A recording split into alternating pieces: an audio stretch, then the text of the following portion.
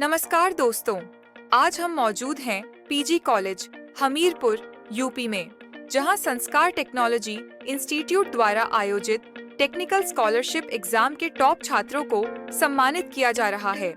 यह सिर्फ एक परीक्षा नहीं, बल्कि एक सुनहरा अवसर है उन छात्रों के लिए जो अपने करियर में एक नई उड़ान भरना चाहते हैं। इस इवेंट में हमने न केवल छात्रों की कड़ी मेहनत को पहचाना, बल्कि उन्हें एक ऐसा मंच दिया जहां से वे अपने भविष्य को और भी उज्जवल बना सकते हैं। साथ ही हमें गर्व है कि आज हमारे साथ कॉलेज की प्रिंसिपल डॉक्टर वंदना कुमारी जी भी मौजूद हैं, जो छात्रों के उज्जवल भविष्य के लिए निरंतर प्रयासरत हैं। तो चलिए इस खास दिन की झलकियां देखते हैं और जानते हैं कैसे यह स्कॉलरशिप छात्रों के करियर में बदलाव लाने वाली है।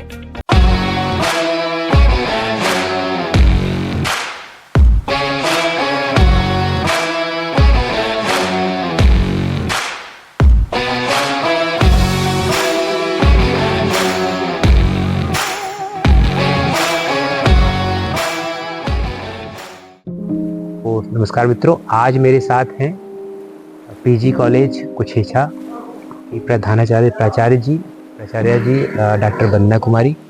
तो मैम, मैं बहुत बहुत स्वागत करता हूँ आपका। Thank you sir. और सबसे बड़ी चीज़ कि आपने इतना कीमती समय निकाल कर समय दिया, यहाँ पर बच्चों का एग्ज़ाम कराने की अनुमति दी और एग्ज़ाम करवाया बच्चों का आपने।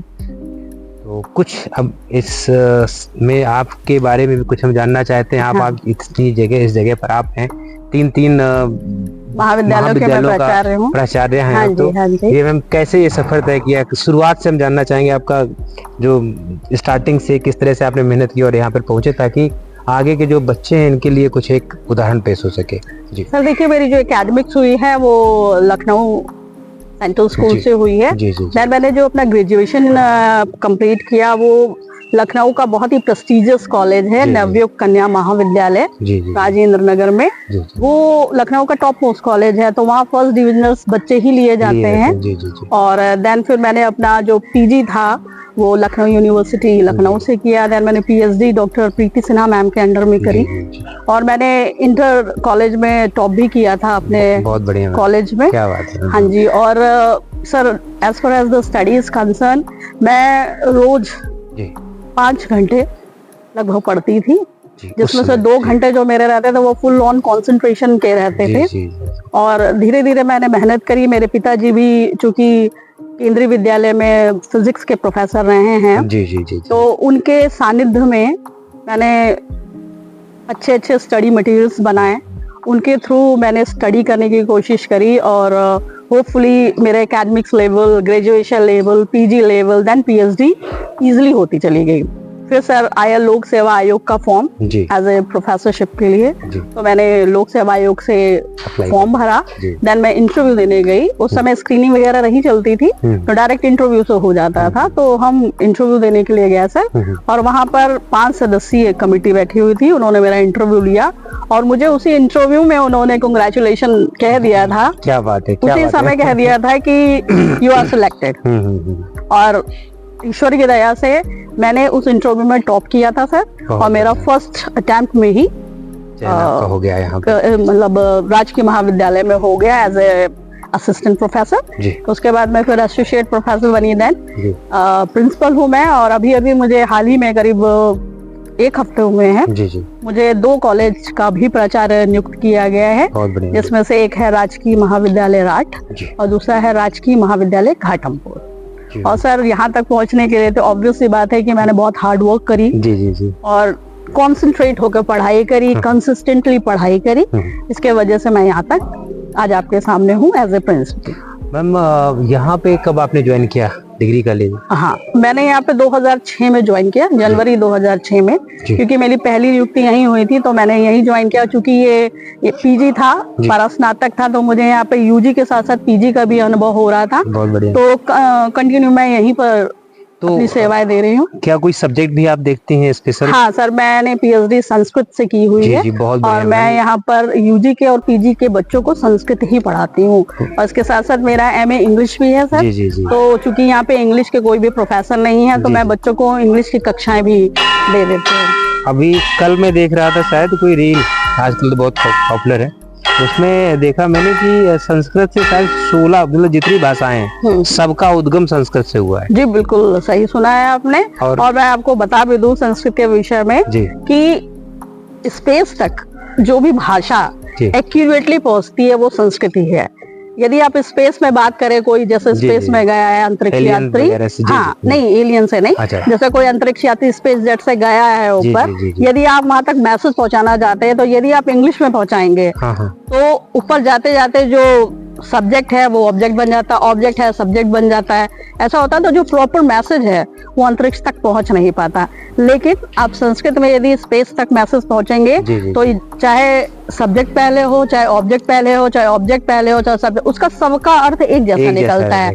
तो ये बहुत ही साइंटिफिक लैंग्वेज है सर, और इसका यूज करते हुए नासा बहुत सारी खोजें कर रहा है। और जितनी भी आपकी फिजिक्स है, मैथ्स है, और भी बहुत सारी न्यूटन का जो भी आपने गुरुत्वाकर्षण नियम सब समझा है, ये सब हमारे प्राचीन काल के जो भी महर्षि थे उनके ही सूत्रों पर आधारित है। और मैम मैं ये जानना चाहता हूँ आपको, आप डिग्री कॉलेज में यहाँ पे कुछ ऐसा में जब आप आई तो यहाँ जैसे, क्योंकि मैं जो महसूस कर रहा हूँ पिछले 8 सालों से कि यहाँ पे बहुत ही मतलब थोड़ा सा पिछड़ा क्षेत्र है, मुझे लग रहा है अध्ययन में, पढ़ाई के मामले में बच्चे उतना रुचि नहीं दिखाते हैं। तो कैसी कठिनाइयों का सामना करना पड़ता है आपको इनको मोटिवेट करने के लिए बच्चों को? हाँ डेफिनेटली, क्योंकि यहाँ का जो परिक्षेत्र है वो कृषक परिक्षेत्र है, तो बहुत सारे बच्चे ऐसे हैं जो किसानों के परिवार से ताल्लुक रखते हैं।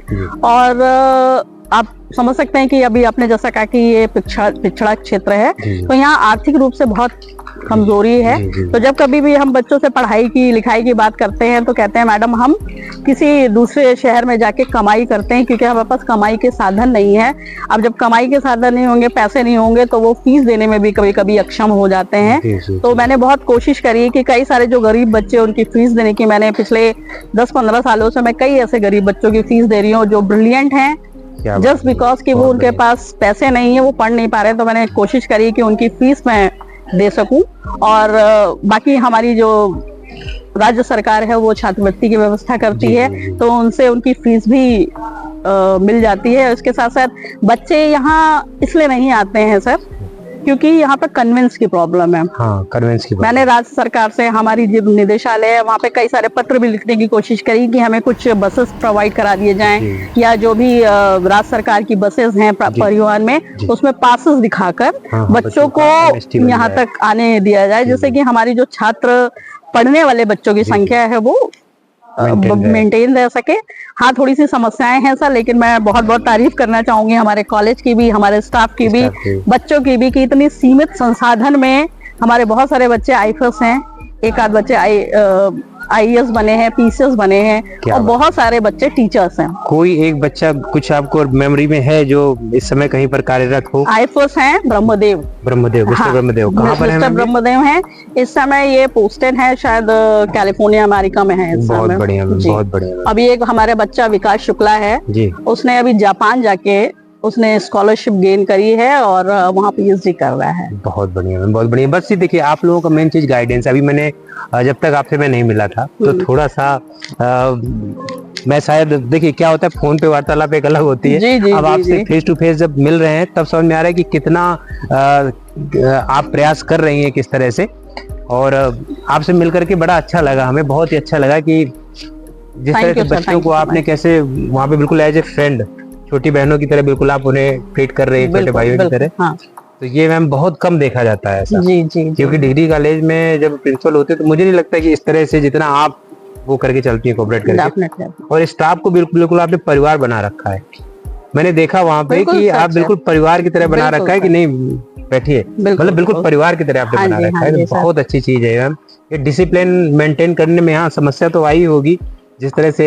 देखिए सर, देखिए जहाँ डिसिप्लिन होता है, मैं बहुत स्ट्रिक्ट भी हूँ, लेकिन जब डिसिप्लिन नहीं होता और मोटिवेशनल वे में बात करने वाली होती है तो मैं सबको अपनी फैमिली के जैसे चलती हूँ। देखिए बच्चा जब आपसे डरेगा तो वो कभी भी आपसे क्वेश्चन पुटअप नहीं कर सकता है। तो मैंने यहाँ के जितने भी स्टूडेंट्स हैं मैंने सबको फ्रेंडली एटमॉस्फेयर दे रखा है कि वो मेरे पास आके he or she can ask any question related to the college, related to the career, related to the studies, वो मुझसे पूछ सकता है। इसी तरह का मैंने जो फ्रेंडली एनवायरनमेंट है हमारे स्टाफ को भी दे रखा है। And I am very happy to inform you कि हमारे जितने भी टीचर्स हैं सब लोक सेवा आयोग से सिलेक्टेड हैं, और चूंकि वो हमारी ही कैटेगरी के हैं तो ठीक है, मैं उनसे थोड़ा बड़ी हो गई हूँ, मैं प्रोफेसर बन गई हूँ, वो अभी असिस्टेंट प्रोफेसर हैं, लेकिन सब आयोग से सिलेक्टेड हैं, मेरी श्रेणी के हैं, इसलिए मैं उनको उतना ही सम्मान देती हूँ जितना मैं अन्य किसी को दे सकती हूँ। ये बड़ा बड़प्पन है मैम आपका, मैं कहूँगा, मतलब क्योंकि मैं एचबीटीआई में था तो उधर पे एक there is a big difference कि आप प्रिंसिपल हैं और आप असिस्टेंट प्रोफेसर हैं, लेकिन आपको जो मैंने देखा कि बिल्कुल आप वही सम्मान दे रही हैं कि बिल्कुल उसी तरीके से। डेफिनेटली सर, देखिए सम्मान देने से ही सम्मान मिलता है, पहला तो मैं बिलीव करती हूँ। और सर मेरी स्कूलिंग, मेरा जो भी पीजी हुआ है या यूजी हुआ है, ये सब बहुत अच्छे कॉलेज से हुआ है सर। संस्कार मिले हैं जहाँ पूरे। देखिए जब आप जैसा लेकर आते हैं ना वैसा ही आप देना चाहते हैं, तो मैं बच्चों को बहुत कुछ वैसा देना चाह रही हूँ जो मैंने नवयुग में सीखा। बहुत हमारे जो भी प्रोफेसर्स थे वो हमें एज ए फ्रेंड डील करते थे, हमसे स्टडीज भी करवाते थे, एक्स्ट्रा करिकुलर एक्टिविटीज भी होती तो उसमें भी हम बढ़ चढ़ के हिस्सा लेते थे, और एक्स्ट्रा करिकुलर में तो लगता ही नहीं था कि हमारे प्रोफेसर से जो इतने स्ट्रिक्ट रहते थे। मैम एक क्वेश्चन करना चाहूंगा कि जो क्लास 5th होता है मान लीजिए हमारा, तो वो कहाँ से आपका हुआ? क्लास 5th आपने कहाँ से, कौन सा स्कूल था जहाँ से आपने? केंद्रीय विद्यालय लखनऊ। अच्छा, केंद्रीय विद्यालय से। नहीं, केंद्रीय विद्यालय तो वैसे भी बहुत अच्छे लोग निकलते हैं, लेकिन जी। उन्हें प्राउड होगा इस बात पे, आप यहाँ पे आज हैं। सर मैं वहाँ पे एलुमनाई में हूँ, नवयुग में भी हूँ, अपने लखनऊ यूनिवर्सिटी में हूँ, केंद्रीय विद्यालय में एज एलुमनाई हूँ, और मैं यहाँ बीएमसी मेंबर हूँ। यहाँ का जो आपका केवीसी सुमेरपुर है, मैं एज ए बीएमसी मेंबर हूँ, एज एजुकेशनिस्ट। मैं अक्सर वहाँ इंटरव्यूज लेने भी जाती हूँ, मैं लोक सेवा आयोग में भी इंटरव्यूज लेने जाती हूँ, माध्यमिक शिक्षा परिषद है जो वहाँ पे भी इंटरव्यूज लेने जाती हूँ, पीसीएस की कॉपीज चेक करती हूँ मैं, आईएएस की कॉपी चेक करती हूँ, और बहुत सारे प्रश्न पत्र भी मैं बनाती हूँ, आईएएस पीसीएस या जो भी हमारे एकेडमिक्स के हैं, संस्कृत का तो एक रहता ही है, इसके अलावा मैं अन्य क्षेत्रों में भी रहती हूँ सर। चलिए, तो बहुत बहुत धन्यवाद आपका, आपने ये समय दिया। साथ में हमारे लिए भी कुछ मार्गदर्शन कीजिए कि संस्कार टेक्नोलॉजी से हम लोग हैं और जो हम यहाँ पे कराते हैं सारे एग्जाम वगैरह का है, स्कॉलरशिप का, कि बच्चे कुछ टेक्नोलॉजी से जुड़े। तो आप भी ये बच्चों के लिए एक संदेश दीजिए कि क्या टेक्नोलॉजी कितनी जरूरी हो गई है आज के युग में, ताकि वो कहीं ना कहीं एम्प्लॉयड हो सके, तो उसके लिए क्या उन्हें कैसे क्या करना चाहिए, एक आपका मार्गदर्शन जो है। थैंक यू, सबसे पहले तो थैंक यू सो मच संस्कार टेक्नोलॉजी। आपने जो भी बच्चों के लिए एग्जाम कंडक्ट कराया वो निश्चित रूप से बहुत ही मोटिवेटिंग था। जो भी बच्चों को स्कॉलरशिप मिलती, जिन बच्चों को मिली तो वो तो खुश थे ही, बल्कि जिनको नहीं मिली मैं समझती हूँ कि वो बहुत मोटिवेट हो रहे होंगे और आगे आने वाली परीक्षा में वो आपके इंस्टीट्यूट से जुड़ेंगे। और as far as the computer is concern, वो आज की नीड बन गई है। यदि जो बच्चा कंप्यूटर के कोर्सेज से रिलेट नहीं करेगा वो आगे आके अपना करियर नहीं बना सकता, करियर में ग्रोथ नहीं कर सकता। इसलिए आज एआई टेक्नोलॉजी विकसित हो गई है। एआई टेक्नोलॉजी में बहुत सारे ऐसे कोर्सेज हैं जिसको करके आप अच्छा खासा अर्निंग कर सकते हैं। और as far as the studies concern, क्योंकि हमारे यहाँ अभी एनईपी 2020 लागू हो चुका है, उसमें जितने भी माइनर सब्जेक्ट्स हैं वो कंप्यूटर के थ्रू ऑनलाइन ही उनके पेपर्स उनके पेपर्स होंगे। इसलिए बच्चों को कंप्यूटर की नॉलेज होना आज के ज़माने में बहुत मस्ट हो गया है, और आप लोग इस दिशा में जो भी प्रयास कर रहे हैं निश्चित रूप से सराहनीय है। आप साधुवाद के पात्र हैं, और बहुत बहुत मैं शुक्रगुजार हूँ आपकी कि आपने राजकीय स्नातकोत्तर महाविद्यालय में अपना एक टेस्ट कंडक्ट कराया, उसके थ्रू आपने जो 61 बच्चे सेलेक्ट किए उन्हें स्कॉलरशिप दी। उसके लिए मैं जितना भी आपकी तारीफ करूँ कम होगा।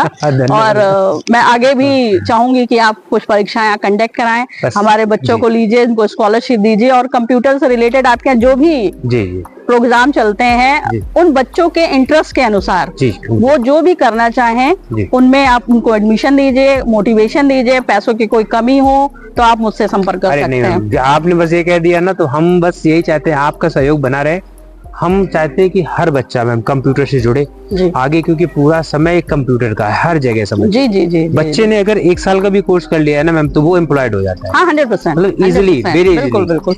और आजकल तो इतनी कोर्सेज हैं, जैसे डिजिटल मार्केटिंग की मैं बात कर रही थी, पैकेजिंग की मैं बात कर रही थी, और भी बहुत सारे AI बेस्ड प्रोग्राम्स है सारे जिसको प्रोग्राम आप, मिलते हैं हम हाँ लोग यहाँ पे। डेफिनेटली उसे करके बच्चे स्किल्ड हो सकते हैं। Skilled हो सकते हैं। देखिए आज बुक्स में स्किल्ड होना एक अलग बात है, ये तो एक सीधा सा पाथ है कि आपने BA करा, MA करा, देन PhD करी, लेकिन यदि आप BA के साथ साथ एक ऐसा सर्टिफिकेट कोर्स करते हैं जिससे आप अपने करियर में ग्रोथ कर सकते हैं, तो मुझे लगता है इससे अच्छा प्लेटफॉर्म आपने जो दिया है बच्चों को, उससे अच्छा प्लेटफॉर्म हो नहीं सकता। इसके लिए बहुत बहुत साधु पात्र के पात्र हैं आप, और ईश्वर आप ऐसी तरक्की करते रहे, ना केवल हमारे महाविद्यालय के बच्चों को, दूसरे जितने भी इंस्टीट्यूट और भी हैं हमीरपुर में, आप उनको उत्तरोत्तर बढ़ाते रहिए थ्रू योर डिजिटल नॉलेज। तो मेरे सामने मैं बात कर रहा था डॉक्टर वंदना कुमारी से, जो कि प्राचार्य हैं PG कॉलेज कुछ ऐसा की। तो बहुत बहुत धन्यवाद मैम, और मैं आपसे आग्रह करूंगा कि एक बार हमारे संस्थान में अपना कीमती समय निकालिए, और 5 मिनट 10 मिनट जो समय हो, एक बार आप आइए, जरूर आइए एक बार आप। Definitely I will try my best sir. Thank you so much. Thank you.